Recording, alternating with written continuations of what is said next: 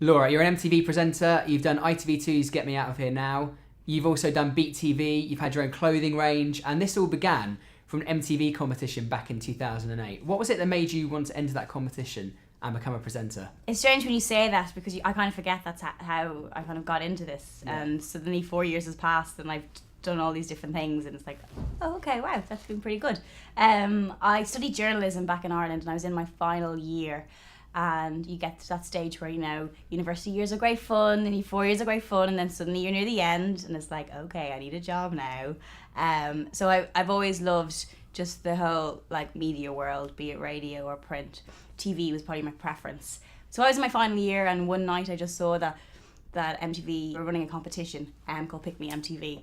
So I didn't even have a show reel, so my friend kind of borrowed a video camera from the university and we filmed something and I sent it in, not thinking that anything would come of it, but I really wanted just to get some sort of contact and just somehow get some sort of work experience because I knew I'd be out on my own very soon and I needed some sort of job.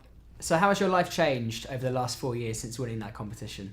Quite a lot, but then again, you just don't really have time to reflect and look back on things, so I suppose it's only times like this if someone asks me a question and I'm like, well, it probably has changed a bit. I've been living here 4 years, I've got great friends over here and I've gone from working on MTV News to suddenly working on other stations as well that are probably a little bit more high profile, and from doing MTV festivals and backstage, which I love and which is where I came from, to suddenly doing live TV shows in front of 1 million people, which is a little bit scary. Is your dream job everything you thought it would be?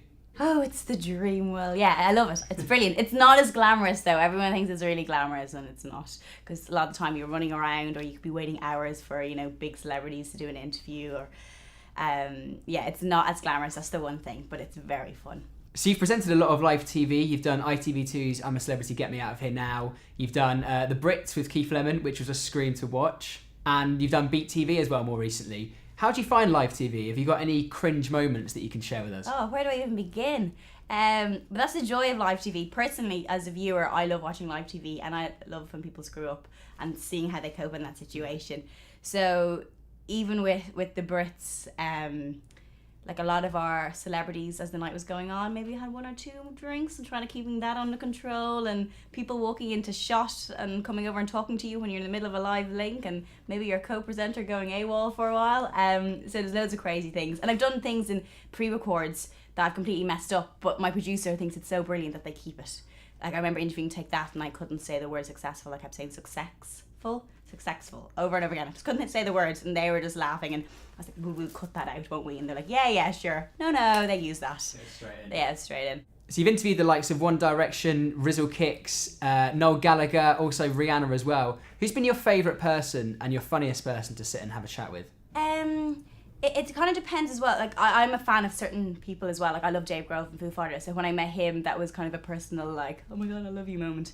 Then there's people like Rihanna who are just mega stars. And then you meet them and they're lovely and they're down to earth and they're really nice. And that's really nice because, you hear stories about people not being as nice. But to be honest, most people are lovely. Every presenter has their dream person to sit and interview. Who would be yours? I'd love to interview Madonna because I was just a big fan of her growing up. I saw her concert there recently. I know there's a lot of controversy over it, but I think she's great. I'd say she could be interesting. I'd say she's a big personality. So I'd love to do her. And then probably my fellow countryman Bono. You mentioned Madonna there. Links in very nicely with my next question. Have you ever had a wardrobe malfunction? I think I've been quite lucky. Oh my God. And now I'm really going to knock on wood. I hope this doesn't happen. No, I don't think anything has too bad. There's been those moments, you're a boy, so I don't know if you understand, but wearing the right, and you're a girl, you'll understand this, but wearing the right underwear, you have white underwear, black dress, pap flashes, pap flashes and they can see your underwear. Yeah. Did you hate that, Will? Papped all the time, It's terrible. It's a horrible thing. Oh, I think once my top went see-through and I think you could kind of see too much. Yeah, that was embarrassing, and that was on stage in front of 60,000 people. So this interview is for Unsung Hero, which I apparently am one of. Who would be your unsung hero? Who doesn't get enough credit for what they do? Probably my mom.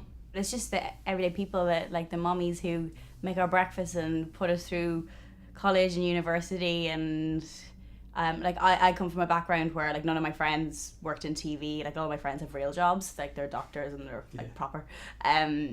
But I kind of was always given the backing that there's nothing I couldn't do, and even though I didn't know anyone in the industry, like there was no reason why I couldn't go for it if I wanted to. So I love people who encourage people, and they're our unsung heroes.